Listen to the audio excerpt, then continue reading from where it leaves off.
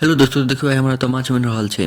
तो चलू एकरे आइ झलकी देखाबै छी अहाँ सबके। अगर ई माछ के फुल रेसिपी वीडियो देखऽके यऽ तऽ हम अपन ब्लॉग चैनल पर डालि देने छी। एकदम मिथिलांचल तरीकासँ सरिसो वाला माछ केना बनायल जाइ छै से वीडियो हम अपलोड कऽ देने छी, जाकऽ अहाँ सब जरूर देखब। तऽ देखियौ रस बनि गेल छै। आब एहिमे माछ, तरल माछ जे तरि लेने छलियै ओकरा खसा देलियै बढ़िआँसँ। फेर लारि चारि लेलियै बढ़िआँसँ, एकदम मस्तसँ लारि चारि लेब। ठीक छै, देखियौ एकरा बस आँच पर खौलऽ देबै। ततेक धुआँ होइ छै ने, इएह दिक्कत होइ छै चूल्हापर जे करै छियै ने जारनसँ, तऽ ततेक धुएँ हुअ लगै छै। तऽ देखियौ एकदम बढ़िआँसँ उबालऽ देबै। देखियौ भऽ गेल छै लगभग एकदम बढ़िआँसँ उबलि गेल छै, मतलब अथी पाकि गेल छै। कनिक देर और रस जोड़ेबै। देखियौ अब भऽ गेलै, बनि गेलै, परसा रहल छै बाटी सबमे।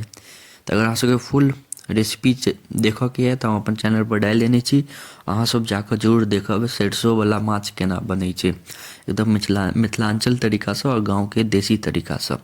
बहुत नीक बनत। अहाँ सबके एतेक देर तक देखऽके लिए धन्यवाद।